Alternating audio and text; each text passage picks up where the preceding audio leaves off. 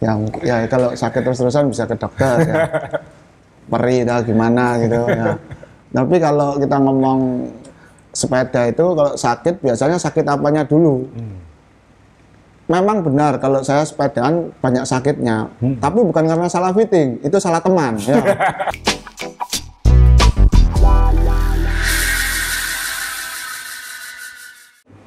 Ya teman-teman, kita memasuki episode ke-20 tahun 2020,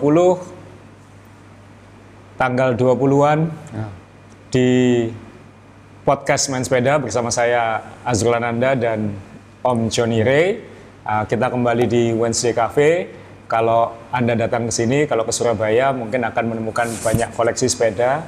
Ada koleksi saya, ada koleksi Om Ray, ada koleksi teman-teman lain di Surabaya yang mungkin bisa jadi tempat background foto karena banyak yang menggunakannya untuk foto-foto. Ada di belakang saya agak ketutupan ada Pinarello Dogma Ting 2 ditandatangani oleh Chris Froome. Agak ke ujung kanan kalau tampilan kameranya luas, di ujung paling kanan ada Cannondale Super 6 Evo lama, itu ditandatangani oleh seluruh tim Cannondale termasuk Peter Sagan. Dan ada beberapa sepeda yang punya kenangan dalam sejarah bersepeda kita ya Om Ria. Ya. Jadi kalau datang ke sini bukan hanya bisa ngopi dan makan, tapi juga bisa lihat-lihat koleksi. Jadi tema kali ini kita akan kembali lagi menjawab pertanyaan-pertanyaan dari pendengar atau yang mengikuti di YouTube, karena begitu banyak pertanyaan dan menjawab pertanyaan jadi lebih gampang daripada mikirin tema ya Om Ria. Ya, dan juga kemarin tuh waktu saya gowes ada orang ngomong, Om, temanya yang menarik Om, karena yang kapan hari itu orang menarik. Nah, saya bilang, ya ini kan menarik itu enggak menarik untuk Anda, karena ini pertanyaan dari pendengar yang lain kan. Jadi apa yang menarik untuk pendengar yang satu belum tentu menarik untuk pendengar yang lain. Tapi paling enggak kita berusaha menjelaskan soal sepeda ini dari semua sisi lah Pak, adil gitu. Jadi mungkin kalau kita mengundang Kohai yang usianya 70-an, mungkin yang usia 50 tahun ke atas suka kayak gitu ya. Tapi kalau kita ngundang, kalau kita bicara soal menanjak, mungkin yang nggak suka nanjak nggak akan tertarik. Jadi ya kita berusaha mendengar tapi mungkin kurang tertarik. Kurang tertarik. Jadi ya kita berusaha, tidak mungkin menyenangkan semua orang, itu pasti. Yang penting kita berusaha dengan cara kita menyampaikan dengan cara kita. Jadi tema kali ini kita akan kembali menjawab, ada beberapa pertanyaan, dan seperti dulu kan banyak juga yang minta bagi-bagi lagi dong kayak gitu. Nah, khusus untuk hari ini pertanyaan-pertanyaan yang kita jawab atau yang kita singgung akan mendapatkan jersey 5am warna hijau seperti yang di belakang Om Ray. Seperti itu. Bukan manekinnya ya. Jersinya ya. Kalau sama manekinnya agak mahal, jadi jersinya aja. Jadi yang hijau seperti itu. Nah, manekinnya pendengar tuh sering senang yang bisa gerak sedikit. Oh gitu ya? Ya, kalau ini diam nggak bisa apa-apa. Jadi nggak, jadi suka. Ya. Terus nggak ada alat buat niupnya di belakang ini kan? Ini pendengar laki atau perempuan? Karena ini manekinnya laki. Oh salah, ya. Pendengarnya yang laki. Jadi ya nanti mungkin kita juga berusaha punya tamu juga mewakili perempuan, karena ini yang paling banyak diminta Om Ray. Tapi kan kita benar-benar pengen spesifik siapa yang pengen kita undang. Om Ray spesifik pengen mengundang siapa. Kita tidak pengen sekedar mengundang orang yang karena kan banyak. Itu cuma satu. Cuman satu yang kamu mau? Enggak, maksudnya cuma satu yang saya mau. Maksudnya yang ingin saya undang itu satu atau beberapa, maksud saya gitu. Pertanyaan. Ya terserah Anda kan mengundang. Pokoknya setiap kali kita ngomong tema perempuan, yang milih harus Om Ray soalnya. Karena katanya kan kita nggak mau yang pura-pura atau apa kayak gitu kan. Kan banyak yang tampilannya keren di sosmed tapi pendengar yang lain masukannya suka melihat siapa di layar YouTube dan di. Jadi kita tunggu ya masukannya. Ya nanti kita usahakan, apalagi ini agak pandemi, jadi untuk mengundang yang dari luar kota masih agak sulit, tapi nanti begitu situasi sudah mungkin kan kita pasti bikin yang aneh-aneh. Ini Om Ray sudah pengen aneh-aneh soalnya. Apa aneh? Ya nggak tahu kan, yang kamu undang kan harus ini gitu kan. Enggak, sekarang enggak kok. Sekarang enggak ya, sekarang masih setengah lockdown dulu ya. Iya.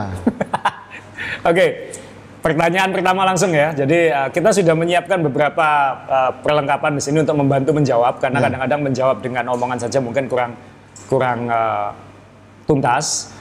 Pertanyaan pertama mungkin nanti ini pertanyaannya dari Aditya Wijaya. Ini ditanya waktu episode 14. Jadi sudah lama ini. Pertanyaannya adalah, Pak Capsek, tolong jelaskan hubungan antara cadence dan heart rate. Katanya nahan cadence bisa membuat bakar lemak lebih efektif asal heart rate ada di zona 2. Meskipun nanyanya ke Capsek, tapi biar Om Rey dulu yang menjelaskan ini. Ya, cadence dan heart rate ini ya gimana ya, kalau jantung heart rate itu kan biasanya dihitung jumlah degup jantung per menit. Yang pernah kita singgung sebelumnya, takaran atau batasan umumnya 220 dikurangi umur. Itu yang paling gampang. Ada yang lebih spesifik, tapi itu yang paling gampang ya. Ya, jadi kalau saya ya masih 200 lah ya, masih dikurangi 20 gitu ya. Ya, jadi 220 dikurangi 20 tahun umurnya Om Rey ya. Ya. Jadi masih bisa 200, bisa tapi belum tentu kecapai kan itu ya. Nah, kalau namanya jantung ini kan kalau di permobilan itu kan seperti mesinnya ya. Jantung kita ini seperti mesin yang mengalirkan darah ke seluruh badan.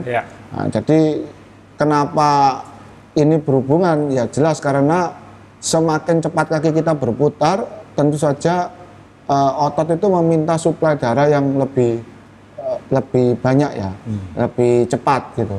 Nah, kenapa perlu dicatat bahwa kenapa latihan itu disarankan untuk cadence yang berputar lebih tinggi daripada mengecilkan gear, jadi satu kali engkolan gini bisa jauh supaya membagi kerja otot ya. Jadi otot kakinya bisa tidak terlalu capek diganti dengan otot jantung karena otot jantung itu lebih mudah dilatih daripada otot kaki dan juga lebih mudah istirahat ya. Jadi kalau istirahat sebentar aja otot jantung itu kan cepat kembalinya gitu. Kalau pendengar sudah biasa olahraga sepeda yang kardionya tinggi ini, nanti pasti otot jantungnya jauh lebih bagus. Naiknya cepat, waktu istirahat juga turunnya lebih cepat. Jadi jelas saja pasti berhubungan. Cuman perlu dicatat, kemarin ada seorang teman saya tuh bertanya, kalau cadence itu pahanya kerasa panas, kalau gearnya dikecilkan, tidak kuat kakinya.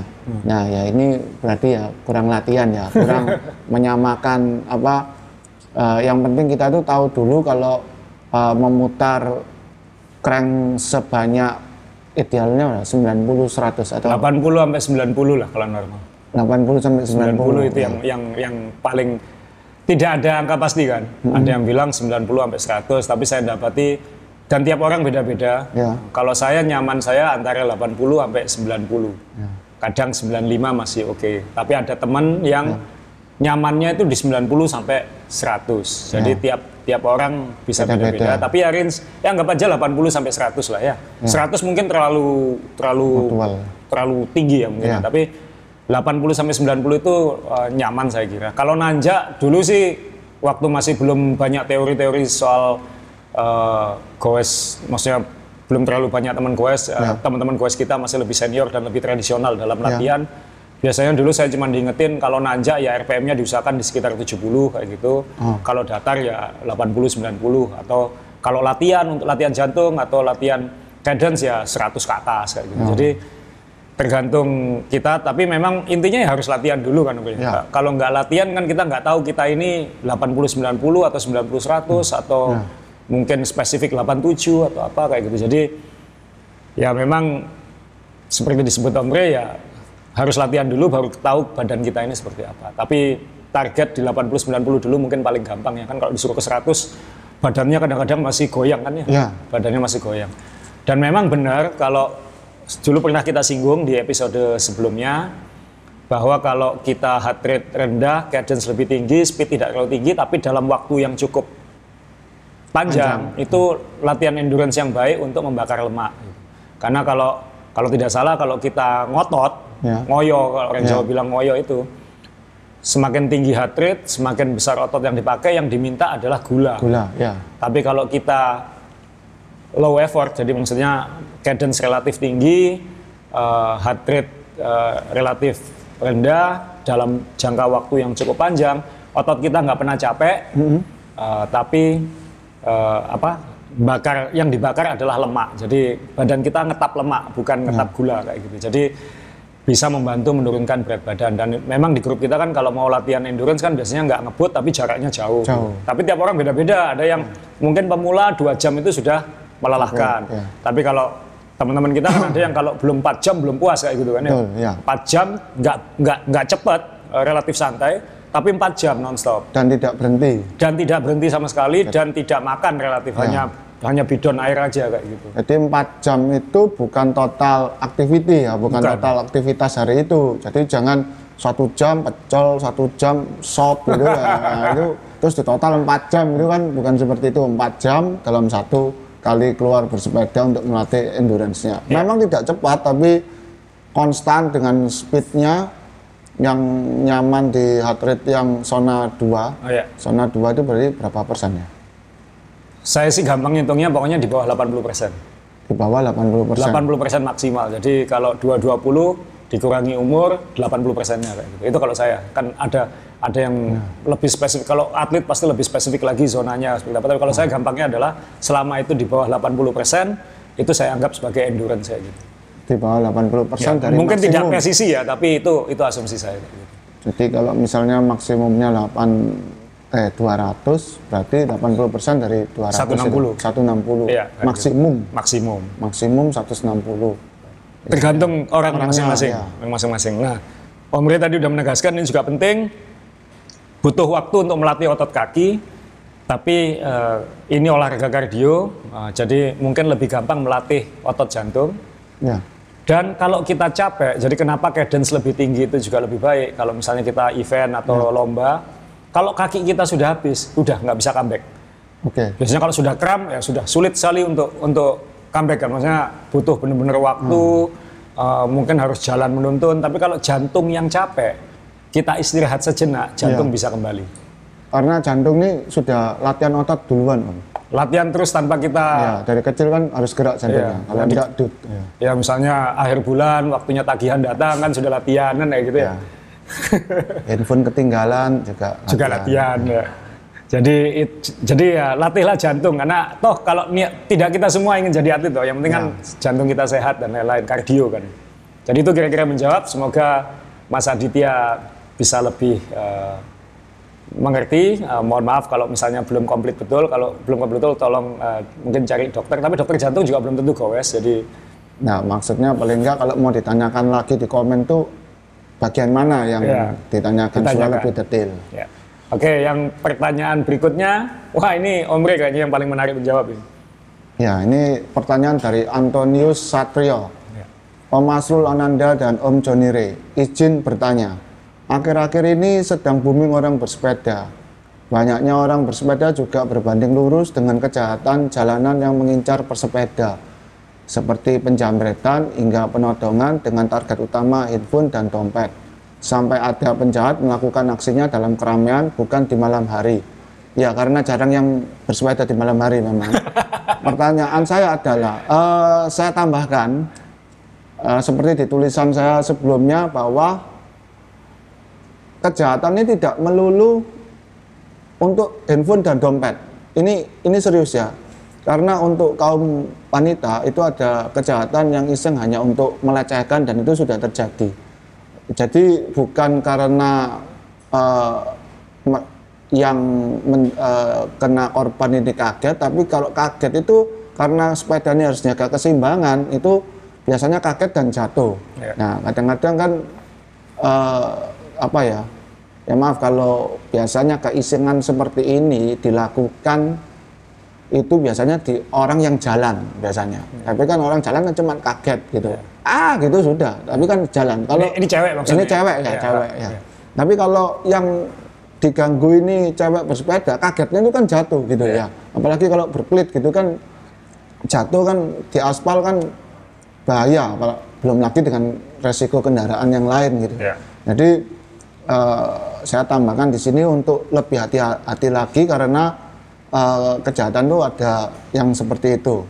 Nah, saya teruskan, pertanyaan saya adalah adakah tips dan trik untuk menghindari kejahatan jalanan tersebut?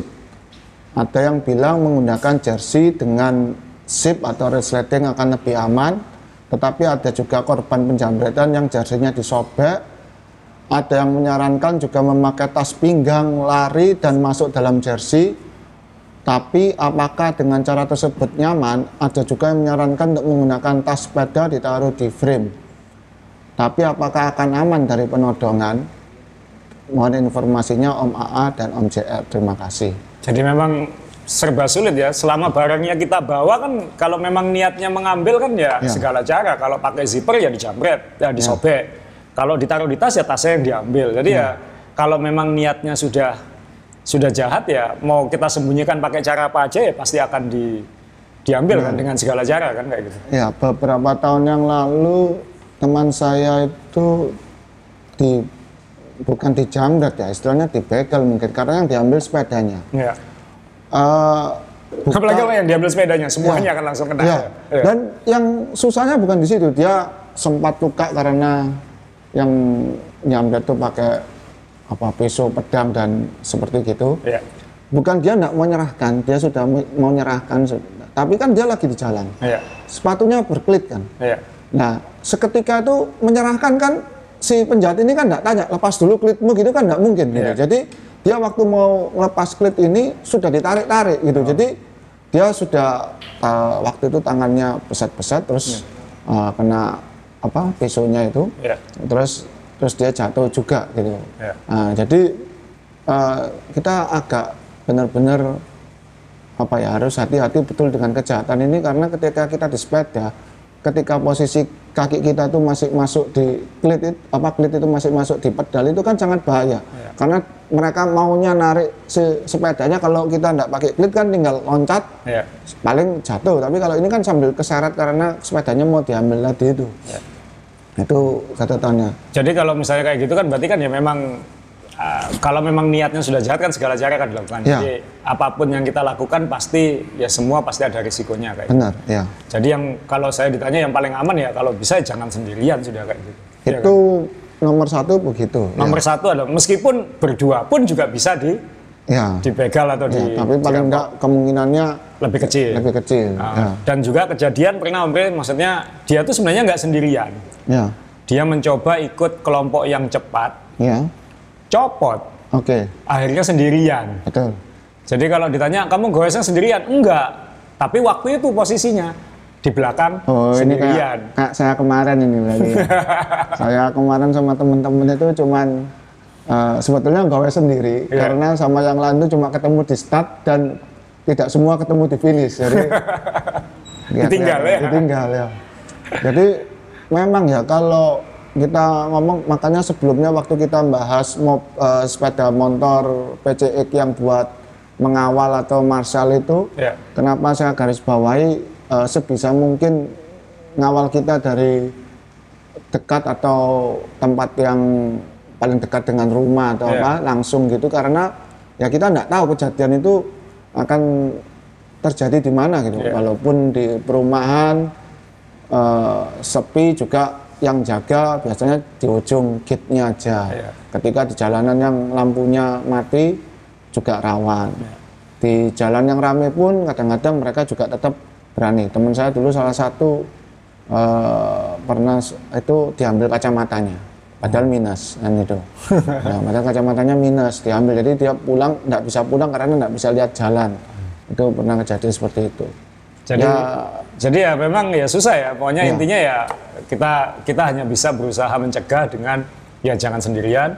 Saya sih kalaupun terus terang saya sering sendirian kan, sendirian dalam artian benar-benar sendirian keluar. Sepedaan ya. Ya sepedaan sendirian, bukan copot dari kelompok atau bukan terpisah dari kelompok, tapi memang diniati sendirian kayak gitu. Yang saya lakukan biasanya ya Ya paling risiko saya pasti bawa Garmin atau bawa bike komputer sama pasti bawa handphone. Iya. Jadi ya 2 barang yang bisa dirampas kan kira-kira itu. Betul. Tapi kalau soal uang sebenarnya saya bawa benar-benar secukupnya aja kayak itu. Maksudnya toh belum tentu berhenti di warung atau berhenti di kafe, biasanya langsung pulang ke rumah. Jadi mungkin nggak perlu terlalu bawa uang atau apalagi bawa kartu ATM dan lain-lain. Ya risikonya ya tetap baik komputer sama handphone dan tentu sepedanya kayak gitu. Ya. Tapi jadi yang saya bawa seminimal mungkin. Jadi kan saya sering lihat orang pergi tuh udah kayak padahal goesnya cuma 30 kilo tapi kayak mau pergi camping kan gitu kan. Ada tas di frame, ada di backpacknya, gitu, ada saddle. Wah, pokoknya terlalu banyak yang dibawa gitu. Dan itu bikin kita nggak tahu itu bikin lebih pelan atau bikin lebih menarik perhatian kan kita juga nggak tahu. Jadi saya sih seminimal mungkin membawa barang kayak gitu. Yang pasti yang menarik perhatian itu yang sering terjadi tas lempang. Ya. Dengan macam-macam bentuknya itu. Ya, apalagi kalau buat tas lempang kan lebih gampang, berarti bawaannya macam-macam ini. Ya. Kalau Anda lihat cyclist yang tipe-tipe ngebut-ngebut biasanya kan kayaknya di badannya nggak ada apa-apa kan, karena kan misalnya hanya handphone di kantong, kemudian tidak ada tas, tidak ada macam-macam, jadi benar-benar hanya ban dalam di saddlebag, kemudian mungkin ada pompa kecil yang sebenarnya bisa jadi senjata juga kan kayak gitu. Jadi justru yang bawaannya banyak ini yang mengkhawatirkan kan kayak gitu. Jadi padahal kadang-kadang isinya nggak seberapa, mungkin cuma mau bawa yang lapar bawa roti atau kadang bawa baju ganti gitu. Tapi di mata yang pelaku kejahatan, wah ini bawa sesuatu gitu. Kalau tas lempang itu kalau yang mahir itu mereka kan pinter main sama silat gitu. Jadi ketika ngambil itu langsung, jadi orangnya nggak kerasa tasnya keambil. Yang repot tuh kalau yang masih belajaran malingnya, jambretnya itu. Jadi nariknya nggak pinter, orangnya melosor, dia sendiri nggak dapat karena dalam tanda kutip si maling ini masih belajar gitu ya gitu. Jadi itu sudah jatuh, keseret karena seperti yang pernah kita lihat di video yang sempat viral itu kan naik skuter, ditarik tas lempangnya jatuh gitu. Jadi ya sebisa mungkin nggak usah bawa tas macam-macam lah. Anda mau goes keluar kota emang kan nggak juga kan. Kalau tas itu ya tas yang kelihatan di pannier itu kan tas yang nggak mungkin dijambret gitu ya. Maksudnya kalau jambret tas itu ya mungkin sepedanya sudah diambil sekalian dan itu pun isinya ketara kalau mau minggat gitu. Jadi mungkin dia si pelaku kejahatan ini mungkin juga kasihan ya. Gitu. Kan si jambret ini mungkin masih ada rumah yang perlu dikasih makan, makanya jambret. Ya, kalau yang minggat ini mungkin sudah tidak punya rumah, makanya minggat atau ada masalah di rumah terus minggat. Jadi paling enggak si pelaku kejahatan bisa lebih kasihan dengan yang begitu.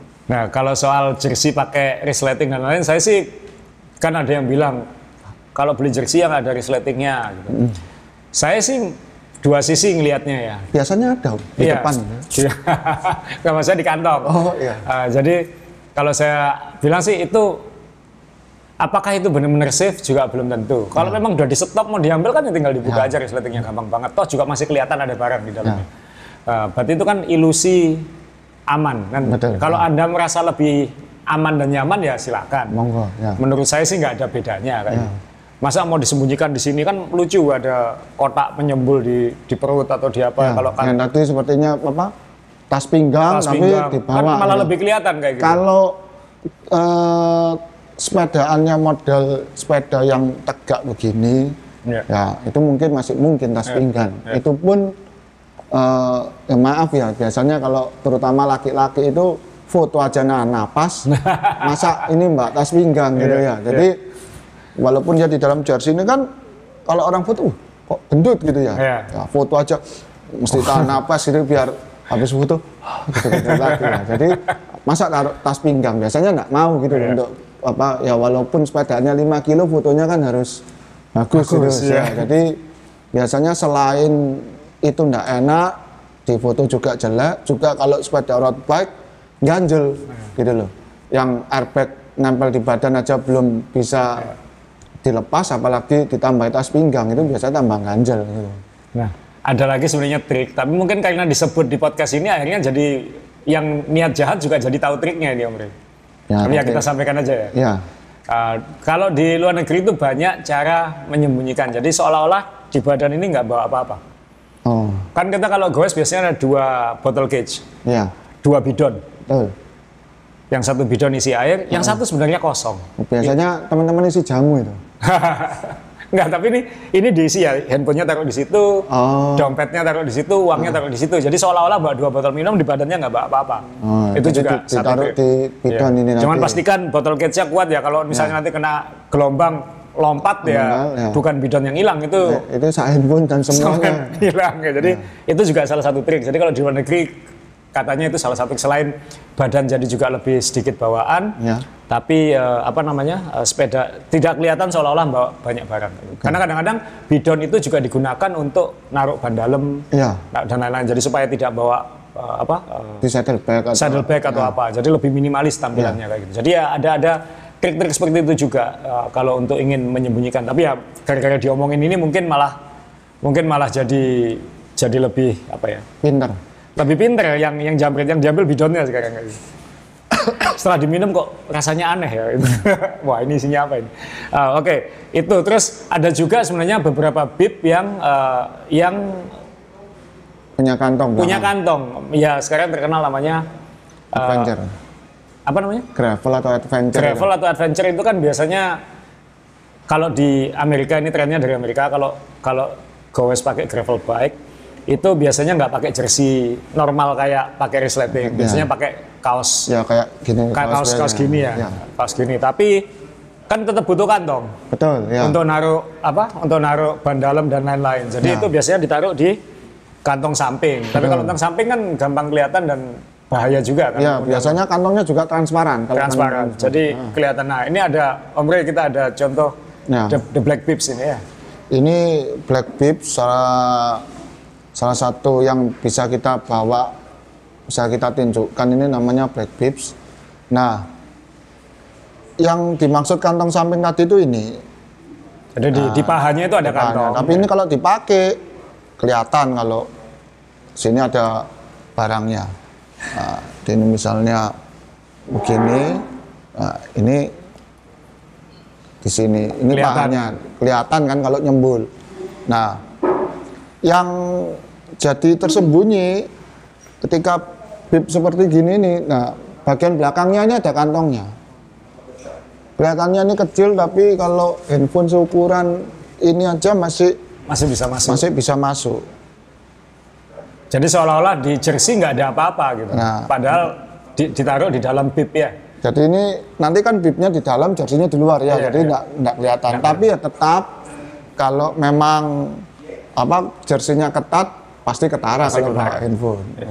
Cuman kan ya itu tadi pakai resleting, kantong resleting atau pakai kantong tersembunyi tetap itu mungkin kalau saya bilang sih lebih ke ilusi merasa aman aja. Belum tentu benar-benar aman Ada kan. usaha lah paling enggak ya. Minimal ada usaha ya. Mungkin malah jangan-jangan malah lebih bahaya karena untuk ngerampoknya mungkin harus pakai kekerasan karena disembunyikan. Ya, Kan kalau nggak ada kan tinggal diambil aja aman, aku nggak jatuh, nggak apa. Ya. Tapi kalau misalnya disembunyikan mungkin malah pakai kekerasan.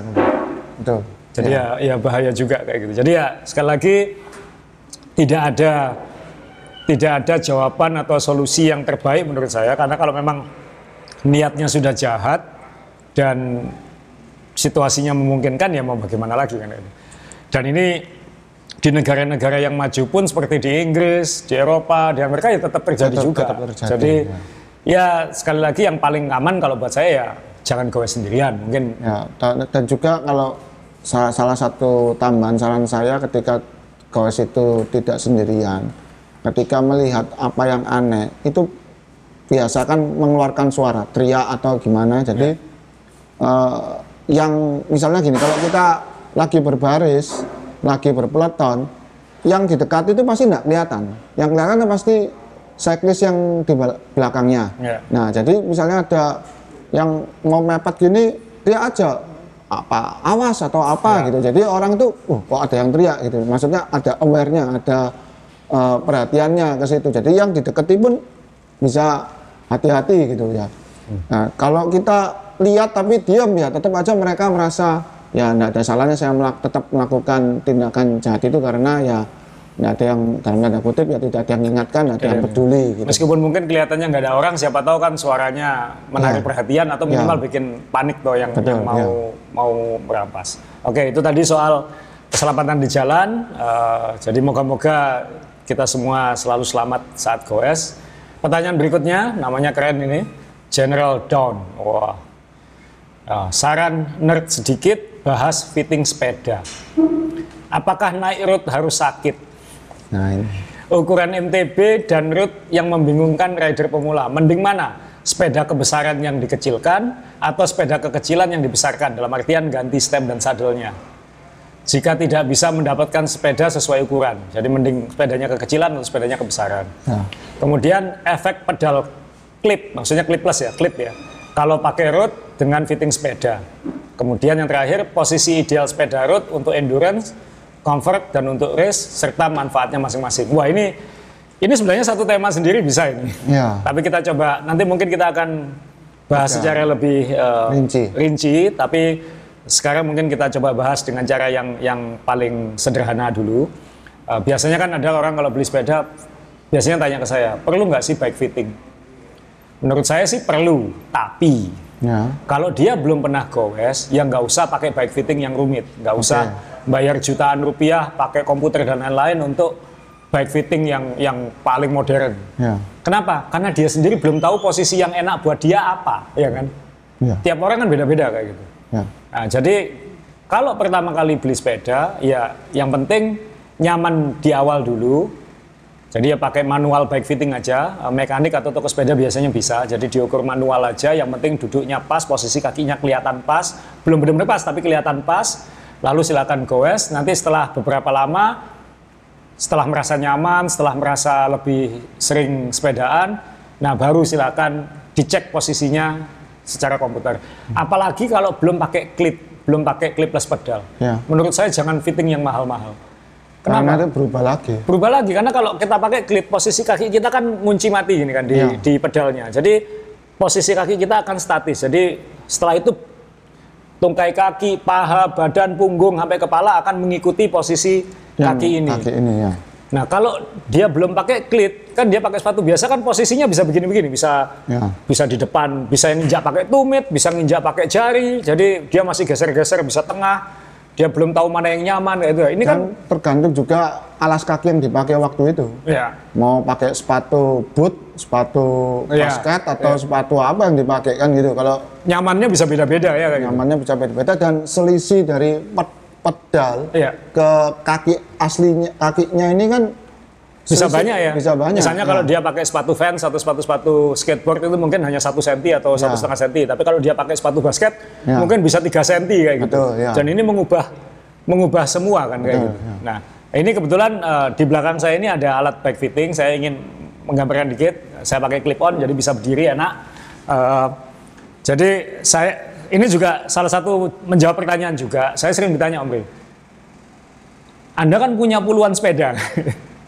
Gimana memastikan semua sepeda Anda itu enak dipakai gitu kan? Kadang-kadang baru beli sepeda ini sama sepeda ini kok nggak enak kayak gitu. Jadi tadi kita bilang kalau belum pakai klit ya fitting manual aja. Setelah pengalaman pakai klit baru fitting lebih serius. Jadi setelah kita fitting lebih serius berarti kita punya resep.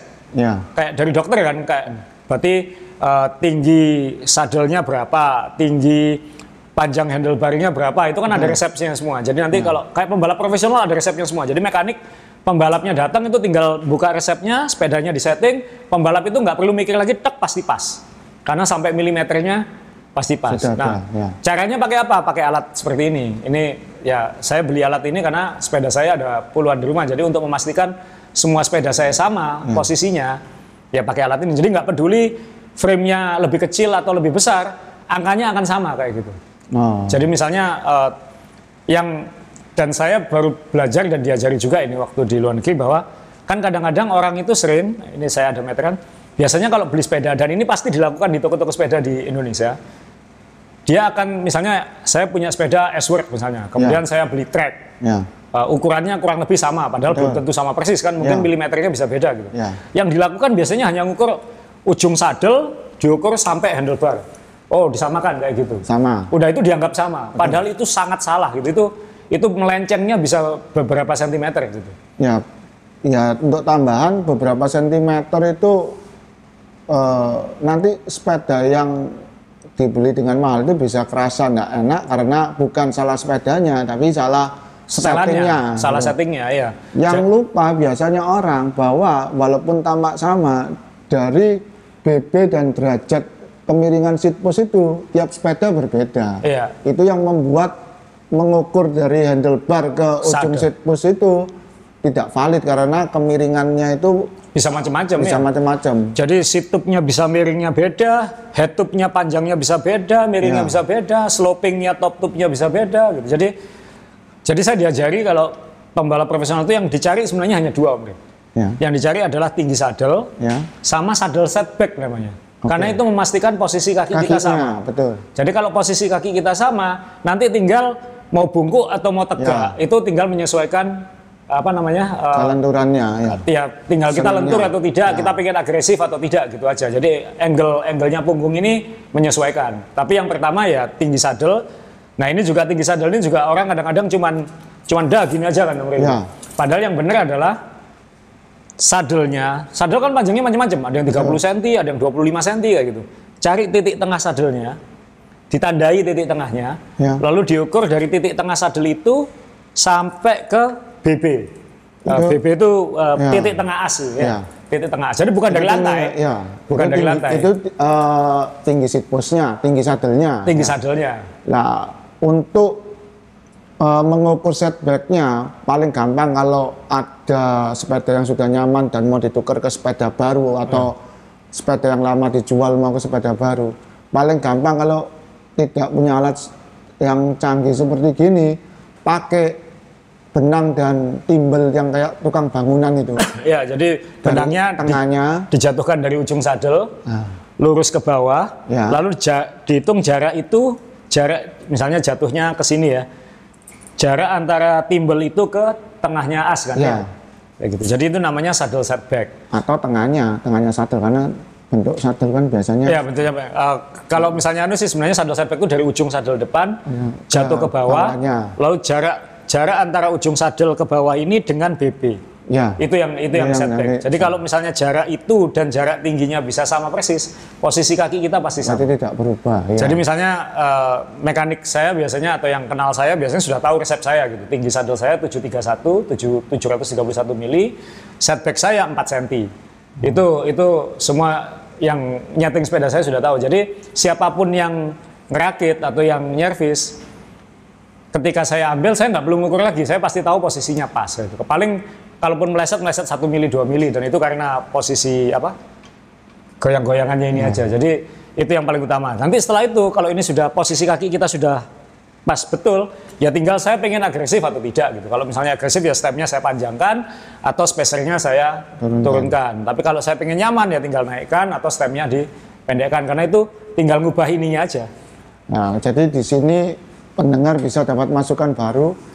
Jadi jangan milih stem minus sebelum spacernya itu habis. Iya, ini juga ya Om Rey, yang dimaksud Om Rey adalah banyak orang salah beli atau nggak ngerti. Dia beli stem minus itu stem yang bungkuk ke bawah. Itu digunakan pembalap ketika stem ini sudah habis ke bawah, posisinya masih terlalu tinggi. Makanya ditundukkan. Makanya dibuatkan stem yang tunduk ke bawah begini. Gitu. Nah, itu kan supaya lebih agresif kan. Tapi kalau misalnya di atas ini masih ada 3 cm, lalu dikasih minus, ya kan lucu kayak gitu. Betul.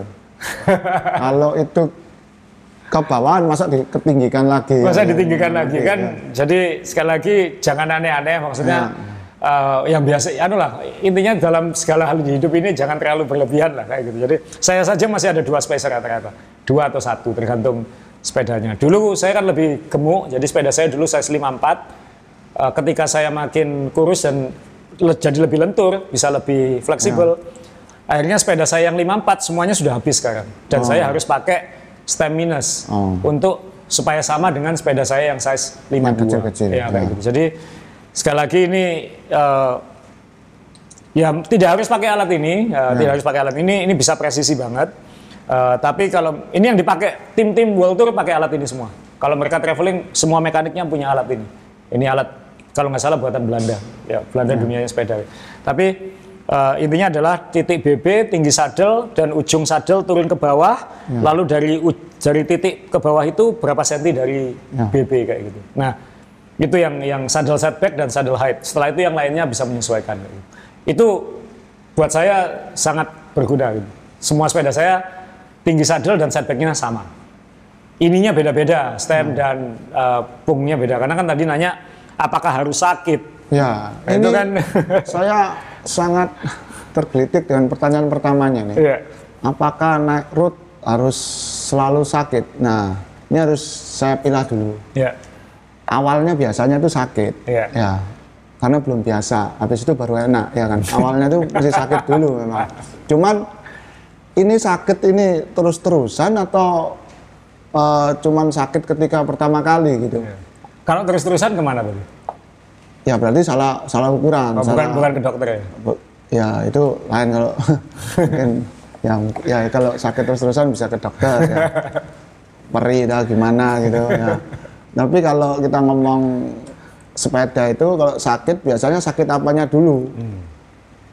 Memang benar kalau saya sepedaan banyak sakitnya, tapi bukan karena salah fitting, itu salah teman ya. itu beda lagi ya. Itu salah teman, salah rute ya. Jadi itu nggak ada salah rute, semua salah teman. Salah teman ya, tapi itu beda ya. Maksudnya kita sudah tahu tapi masih ikut teman itu lain. Itu cari penyakit. Cari penyakit. Tapi kalau memang ada yang selalu sakit, ini harus diukur ulang. Misalnya sakit di pergelangan yang terlalu panjang, mungkin terlalu pendek begini atau terlalu jauh ya kayak gitu. Atau sakit di lutut bagian dalam atau bagian luar. Ya, itu ada kaitannya dengan posisi saddle dan posisi klit atau posisi kaki ya kayak gitu. Nah, jadi sepeda itu kelihatannya memang sangat sederhana. Tinggal mengayu, tapi yang dibahas sangat banyak. Jadi contoh sakit di dengkul itu aja, yang sakit dengkul depan, dengkul belakang, pinggir itu tandanya macam-macam. Ini yang salah di mana orang backfitting pasti ngerti gitu. Ya, jadi kalau dijelaskan satu-satu, wah ya benar tadi itu bisa satu sesi sendiri satu pertanyaan gitu. Ya, nanti mungkin kita akan undang lah backfitter ya. Maksudnya untuk jelasin kalau misalnya sakit lutut sebelah dalam itu tandanya posisinya harus diapain. Kalau yang sakit paha hamstring misalnya hamstring itu berarti sandalnya kurang naik atau apa. Kalau itu yang sakit calf bagian bawah kaki itu berarti posisinya harus bagaimana. Nah, banyak sekali detailnya yang bisa dilakukan dan itu kita baru akan tahu setelah kita benar-benar goes lama kan ya. Benar, ya. Jangan sampai nanti baru beli sepeda, baru 2 minggu komplain udah sakit semua minta fitting. Padahal dia mungkin sakitnya bukan karena fittingnya nggak pas, karena dia nggak pernah sepedaan kayak gitu. Betul, ya. Nah ini yang jangan terlalu lebay lah kalau goes itu kayak gitu. Jadi semua olahraga itu kan kalau awal gitu kan pasti ada sakitnya dulu kan ya. Lama nggak lari, sekali lari pasti sakit.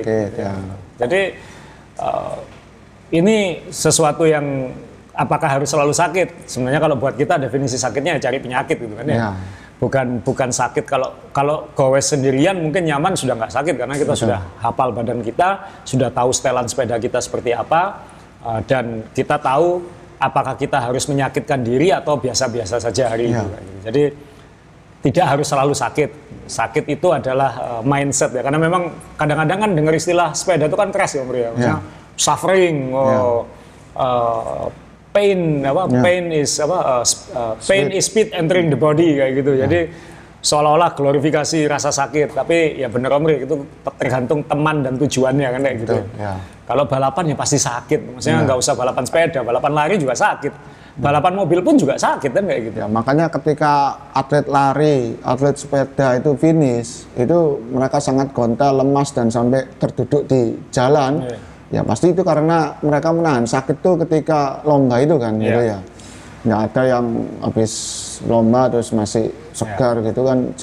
Jadi kalau harus istirahat dulu. Kalau bisa ya jangan sakit. Sakitnya adalah karena kemauan bukan karena kesalahan kayak gitu. Nah kemudian soal kalau sepeda sih banyak yang menyarankan beli agak kecil sedikit karena kalau stemnya lebih panjang itu handlingnya lebih nyaman memang.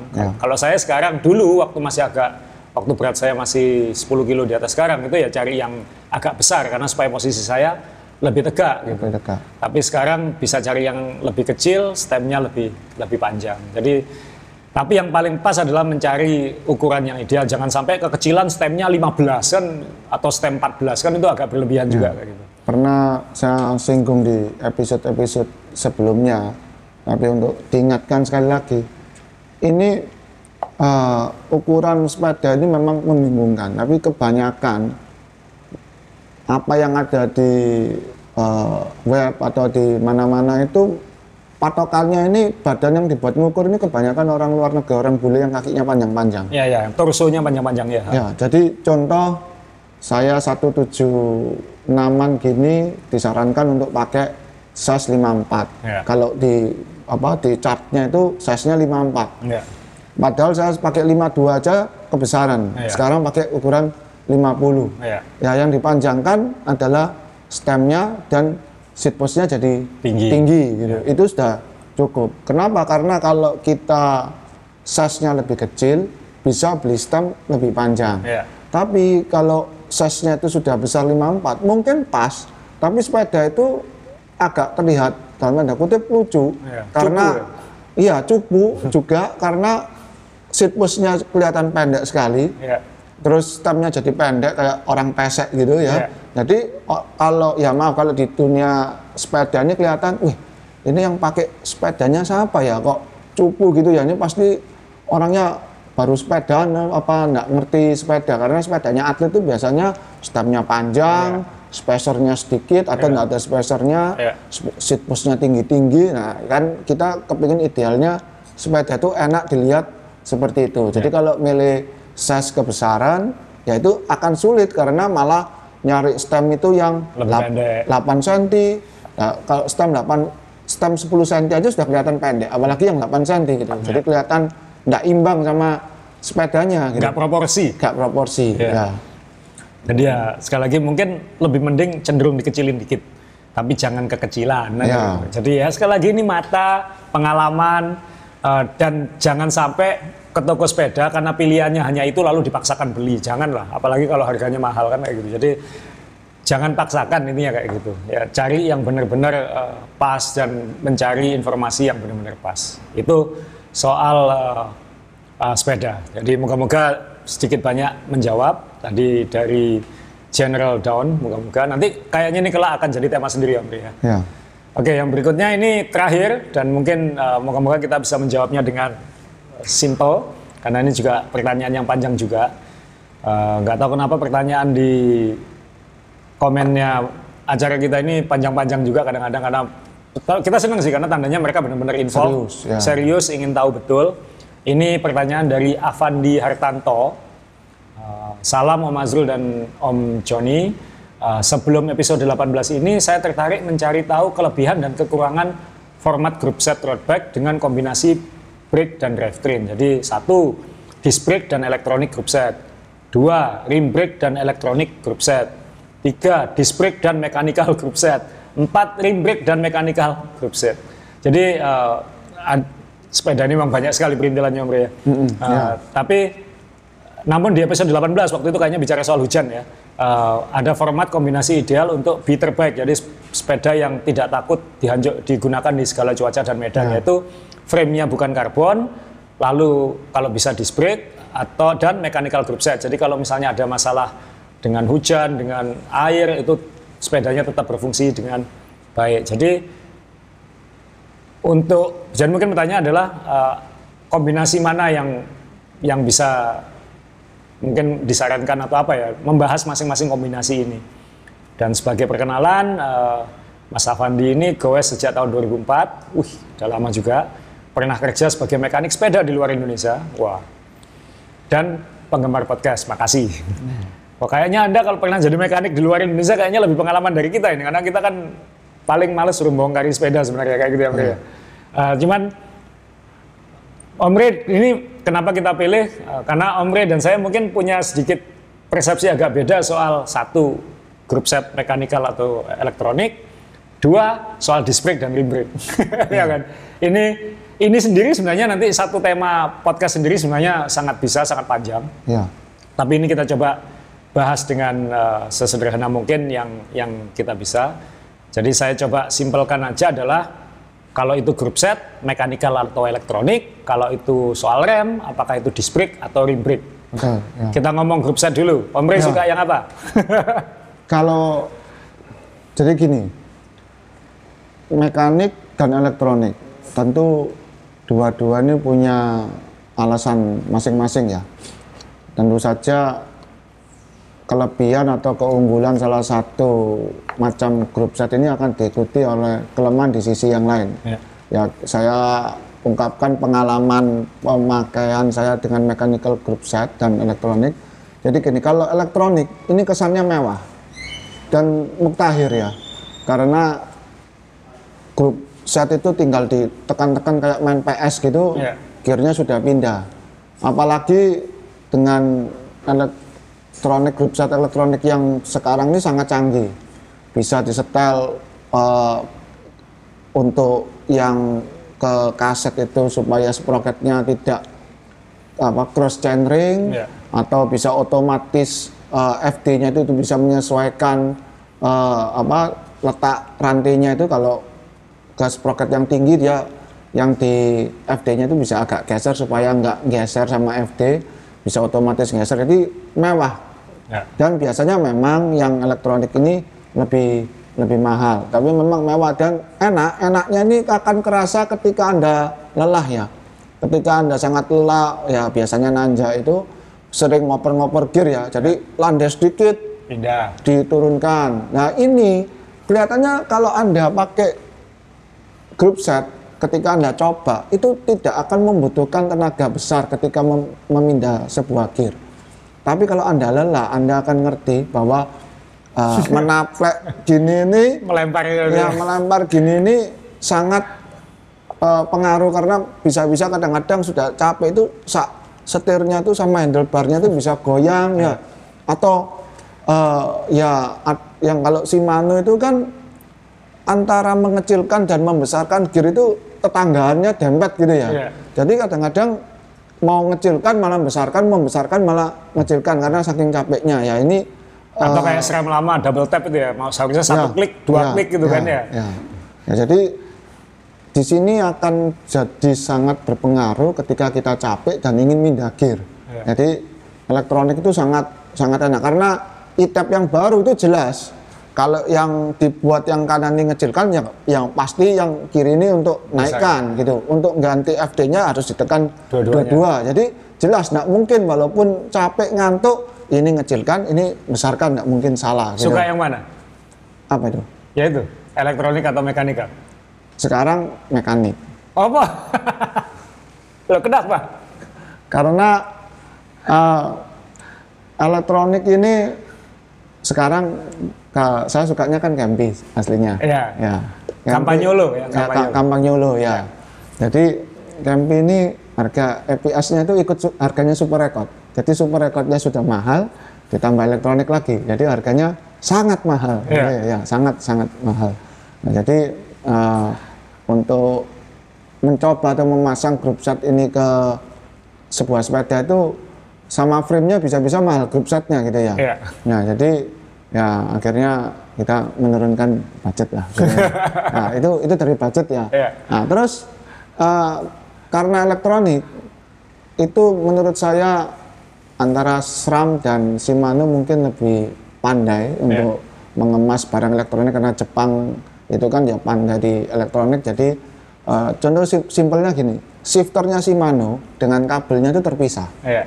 Jadi ini shifter, ada kabelnya, dicolokin di shifter, baru ke junctionnya itu ya kan itu. Jadi kalau yang rusak kabelnya ya belilah kabelnya ini aja kan gitu ya, masih bisa dibeli lepasan. Punya saya yang Campagnolo itu shifternya sama kabelnya gandeng. Nah, jadi kalau rusak saya beli shifternya ini. Dan itu kejadian gitu ya. Jadi saya sudah bingung, ini kabelnya kayak dimakan tikus gitu, sudah melodoki gitu. Karena belinya waktu pertama kali EPS keluar. Jadi saya bingung, ini mau diapakan, nggak dipakai ya sayang, tapi ya kenyataannya kabelnya mungkin kena udara di iklim tropis ini gampang rusak, sudah rusak. Jadi apa ya, perlu perawatan barang elektronik. Pada waktu dulu bisa dipakai enak, apalagi kamak dulu waktu pertama kali kan yang pertama bisa ditekan gini turun langsung. Banyak gear ya. Banyak gear terus naik juga otomatis kan keren itu. Langsung naik gitu ya. Kayak jadi bisa buat bisa buat apa bergaya gitu ya. Jadi sekarang banyak pakai mekanika. Nah, sekarang lebih sering mekanikal karena jelas. Nah, walaupun ya kalau orang-orang teman-teman saya dulu bilang ini kok sepeda kayak jemuran baju ya. Karena kalau mekanikal itu saya lebih senang yang kabelnya di luar, yang masih kelihatan slingnya itu. Itu orang kan wah ini nggak rapi, bagus kabelnya tuh di dalam. Padahal kalau benerin lebih susah kalau kabelnya di dalam. Tapi ya, mekanikal itu lebih sederhana. Ini sudut pandang cyclist baru yang suka semua kabelnya disembunyikan dan lain-lain. Dan mereka rata-rata tidak pernah merasakan susahnya nyetel sepeda atau merakit sepeda atau membongkar sepeda untuk traveling atau merakit dan lain-lain. Sedangkan kita kan dari generasi yang klasik, yang pernah merasakan sepeda-sepeda klasik yang semua kabelnya masih di luar dengan alasan meskipun kelihatannya itu kuno, tapi sebenarnya kalau ada masalah itu paling gampang betulinnya kan. Iya, karena kelihatan di luar. Kelihatan di luar dan nyetelnya juga lebih enak, traveling juga lebih gampang kayak gitu. Jadi ya memang ini persepsi generasi lah kayak gitu. Meskipun kayaknya belakangan juga mulai tren-trennya juga mulai kabel tidak harus selalu disembunyikan kan kayak gitu. Buktinya Specialized ITOS itu sekarang kabelnya keluar lagi kayak gitu. Ya mungkin karena kesulitan juga itu. Ya untuk simpelnya kan bisa diperbaiki di luar. Di luar kayak gitu. Jadi ya memang ini beda generasi.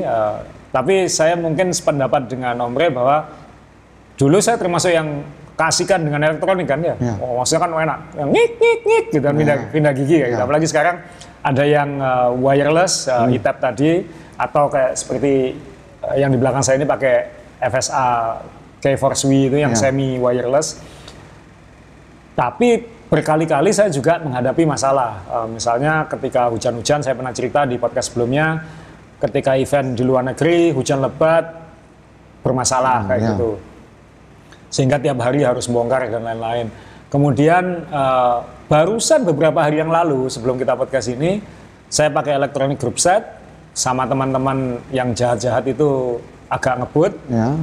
Karena kita saling kejar, saling nempel, yang depan tidak menghindari lubang, saya juga kena lubang itu, keras sekali. Dan ini sudah berkali-kali terjadi selama beberapa tahun bahwa kalau kita menghantam lubang atau benjolan di jalan, kadang kabelnya lepas kan ya. Kabel yang kalau saya pakai Shimano dia itu kabel yang di shifter ini yang di dalam karetnya itu terlepas ya itu, sehingga tidak bisa pindah. Tidak fungsi akhirnya. Tidak fungsi ya. Kadang-kadang bisa ditekan pakai karetnya dibuka, ditekan sendiri pakai jari bisa kadang-kadang. Tapi kebetulan kemarin karena Dura-Ace yang terbaru itu kabelnya di sebelah dalam shifter, harus pakai alat untuk dorong itu, pakai kunci aja nggak cukup waktu itu. Jadi akhirnya waktu itu enak sih, alasannya nggak jadi nanjak karena kan chainringnya nggak bisa pindah ke kecil. Gitu. Jadi akhirnya pulang. Dan itu berkali-kali terjadi pada saya, kena lubang, apalagi di Indonesia ini jalannya banyak lubang, gitu, kemudian kabelnya ada yang lepas. Ya. Kalau hanya di shifter mungkin nggak apa, kadang-kadang kabel yang di dalam baterai juga lepas, yang itu di dalam seat post, sehingga kita harus bongkar sepedanya lagi. Jadi untuk keseharian memang saya lebih praktis pakai mekanikal sekarang gitu, karena pasti nggak ada masalah soal pindah-pindah ini, pasti nggak ada masalah gitu. Jadi dan ketika traveling juga lebih gampang. Saya pernah pergi ke luar kota lupa bawa baterai, waktu masih baterainya di luar dulu kayak gitu. Dan kalau ada masalah-masalah, pernah kita kejadian, kita traveling ke Amerika waktu itu, California, secara nggak sengaja teman kita itu menggunting sendiri, kan dibungkus pakai plastik sama tali, kemudian maksudnya itu digunting talinya, pembungkusnya itu, tapi kegunting kabel dia itunya, sehingga katut tergunting kabelnya. Dan itu untung di Amerika gampang cari kabel penggantinya. Bayangkan kalau kita pergi tidak bisa menemukan kabel penggantinya, itu kan sesuatu yang mengkhawatirkan kayak. Kalau mekanikal kan itu mungkin tidak akan terjadi, itu lebih gampang mengatasi masalahnya. Tapi ya memang pakai elektronik lebih keren, lebih keren kita lebih ngik gitu kan, seneng gitu kita. Wah, dan ini juga kalau di back komputer itu sekarang terutama ini ya SRAM itu otomatis, sama back komputer itu bisa kelihatan. Oh, ini Gear Jadi nggak berapa? usah lihat-lihat nginceng-nginceng sprocket gini sudah tahu nih gear keberapa yang dipakai itu sudah bisa kelihatan di Garminnya itu sudah bisa terlihat. Padahal menurut saya sih nggak penting-penting amat gitu kan. Yang penting kan feel cadence-nya berapa ketika nanjak kan dia kan Nah, nggak itu tahu. pengaruh Om, supaya tahu ini masih ada gear untuk Kan kalau begini kan tik kok berarti sudah habis kan kayak gitu aja. nambah seneng kan ada layarnya tuh bisa kelihatan gitu kan. Ya jadi itu pendapat kita. Ya mungkin saya agak old school, tapi Om Ray di sini juga agak old school. Kita suka yang lebih simple. Apalagi kita punya koleksi sepeda klasik juga kan. Yang Sebetulnya yang saya pakai sekarang masih banyak yang elektronik, terus Iya. terang masih banyak elektronik. Tapi terakhir ini kalau saya sebutkan lagi kalau e-tap itu masalahnya biasanya di baterai. ya. Baterainya kecil, kalau yang lama itu sering rusak, jadi sering copot dari Copot pangkonnya. ya. pangkonnya ya, Nah, patah sering- ya. Padahal yang patah itu cuma plastik, ya enggak sampai Sekuku. seujung kuku itu, tapi itu membuat dia enggak bisa nempel di rumahnya ini tadi gitu. Kalau kita ngomong praktisnya sangat praktis karena ngecasnya gampang, bisa dicopot seperti handphone, ditaruh di charger, Iya. baru dipasang di sepeda. Iya. Kalau Shimano kan sepedanya digeret, ditarik ke dekat charger kan, bedanya gitu. Campy kadang-kadang chargernya kayak saya punya Canyon tahun 2014 itu pakai Campy IPS gitu. Ya. Itu sepedanya harus dibalik karena colokannya di Di bawah. bawah. kiri. Ya. Itu yang lama kan ya? Iya. Ya, yang lama. Ya seperti gitu. Jadi sebetulnya elektronik ini kalau kita makainya itu memang enak. Harus aku itu memang nyaman, gampang, mudah gitu. Iya. Cuman ya itu sekali lagi kalau perawatannya salah atau barang ini rusak namanya elektronik, pasti ongkos dan effort untuk menerkannya nggak segampang yang mekanik gitu Iya. tadi. Jadi itu soal mekanikal sama elektronik. Anda suka yang mana hak masing-masing. Yang beli juga Anda bukan kita yang beri ya. Ya. Nah ini yang terakhir disc dan rim brake. Mungkin kita nggak mau terlalu panjang-panjang Om Rey ya, karena kan ini tema sendiri nanti dan saya kira sudah banyak vlogger atau apa yang membahas ini habis-habisan mulai dapur dan lain-lain. Kita nggak mau terlalu musingin itulah, tapi memang belakangan ini disc brake lawan rim brake ini masih rame lagi karena seolah-olah industri semakin memaksakan kita pindah ke disc brake. Tapi kalau kita lihat dunia balap, yang juara-juara masih pakai rim brake, nggak mau pakai disc brake. Misalnya Tour de France yang menang pakai rim brake. Ya. Giro d'Italia yang barusan selesai, yang menang juga pakai rim brake.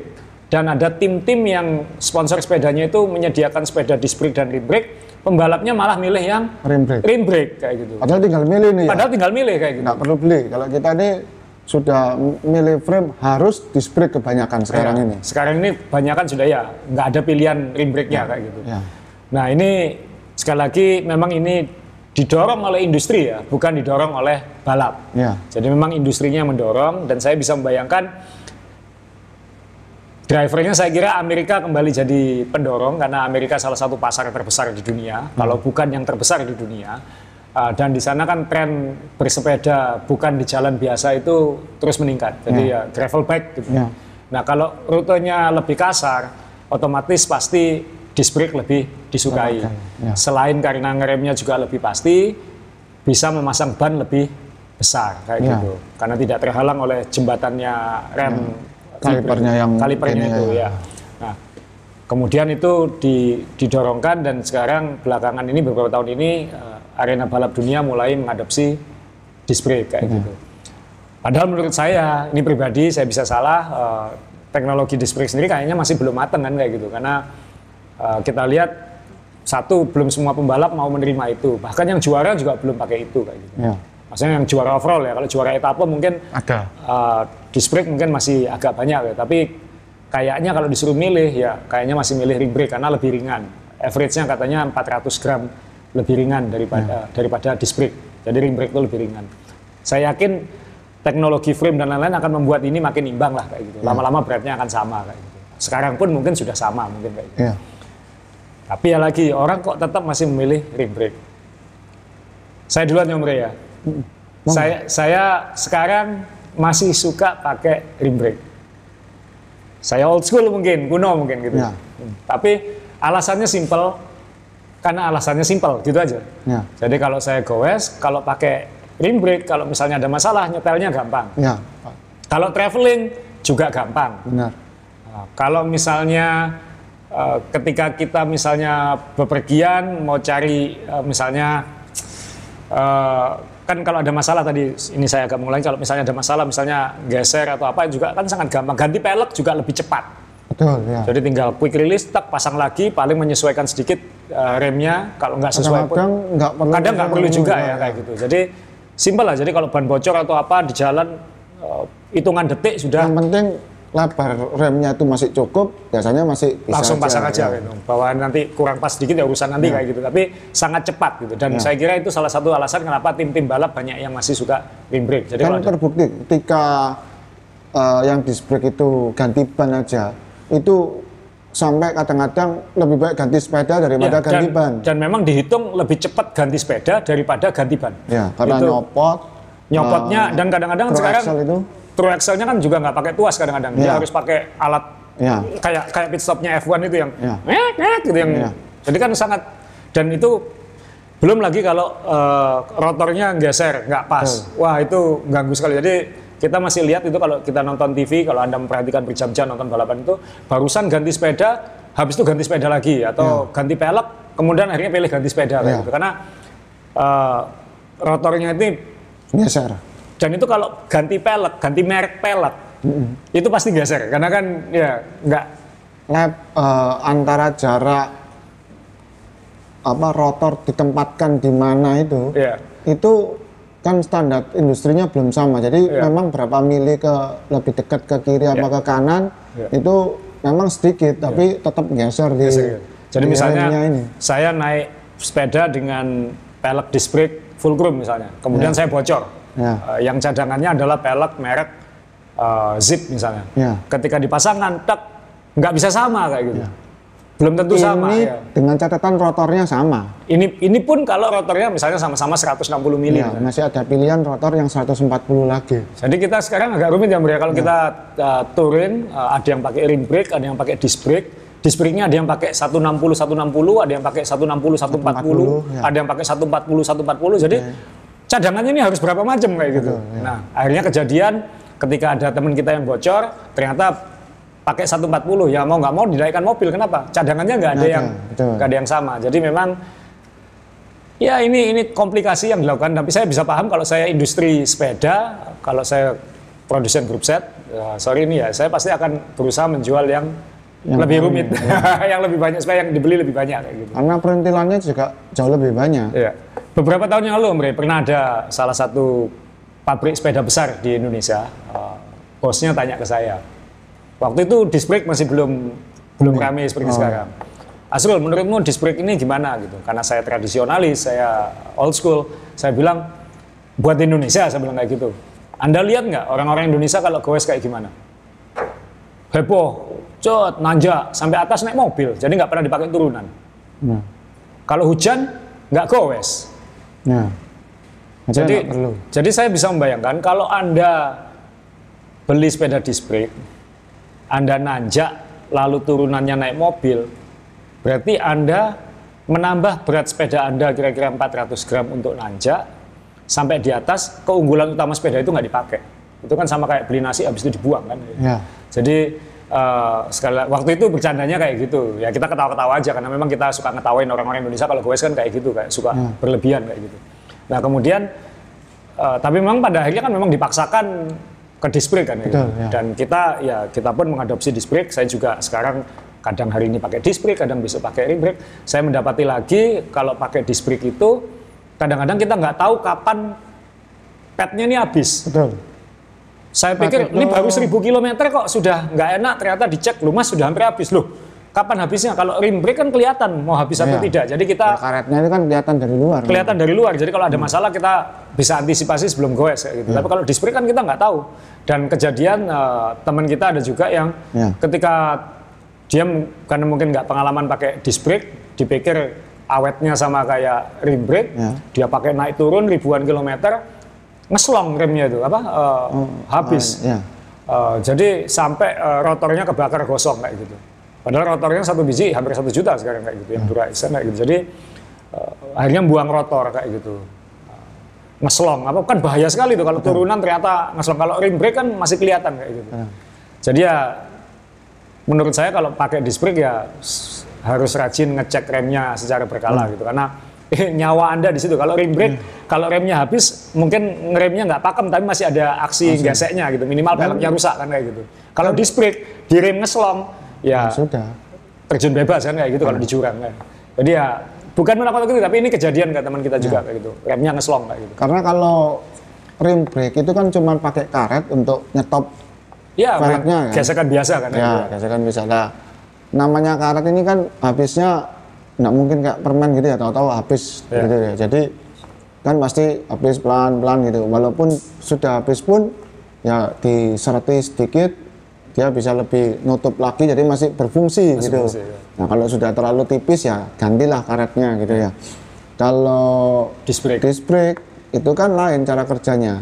Dia pakai tekanan hidrolis, pakai oli, tekanan hidrolis. Jadi ketika ditekan ini, olinya nekan di brake-nya itu, jadi dia ngancing nutup gini. Nah, ini kadang-kadang ada dua, ada yang ndak mau kalau ini ngeslong bocor, ini ndak mau nutup, atau yang satunya ini kecekatan ndak mau buka. Ya, itu juga masalah. Dan penyakit seperti ini kalau kejadian di jalan pasti lebih baik loading atau pulang dengan mobil, karena sangat sulit diperbaiki. Ya, pernah juga kejadian bocor sehingga bilang jangan naik, akhirnya naik mobil, akhirnya nggak bisa dipakai sepedanya kayak gitu. Jadi ya masih plus minus lah kalau menurut saya. Kalau Anda merasa, saya yakin ini kan karena relatif, meskipun disc brake itu sebenarnya bukan baru ya Mbak, ya kan sebenarnya kan sudah lama juga di dunia MTB dan lain-lain, tapi di arena road bike kan ini masih relatif baru. Jadi saya kira masih banyak ruang untuk development. Saya yakin akan membaik terus. Saya yakin semua produsen pasti tidak tinggal diam, pasti akan masalahnya apa, pasti akan mencoba untuk mengatasinya, sehingga karena keselamatan apapun yang utama. Tapi saat ini sih saya masih unda-undi sih. Saya pribadi loh ya, maksudnya kalau keseharian praktis saya mending bawa rim brake.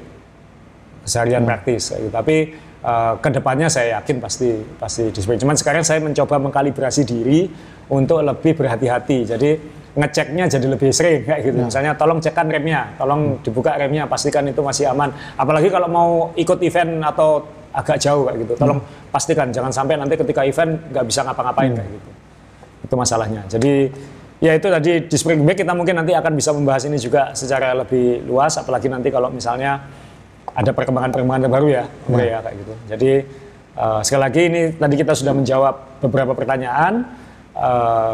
Yang selamat kepada yang tadi pertanyaannya kita jawab, ada hadiah jersey 5AM dari Sub Jersey nanti menuju tempat Anda. Dan seperti yang kita bahas di sini, keselamatan, keamanan, nikmati sepedaan ya Mre ya. Musim hujan sudah datang, lebih hati-hati. Kita sampai ketemu ke edisi 21 nanti. Masih.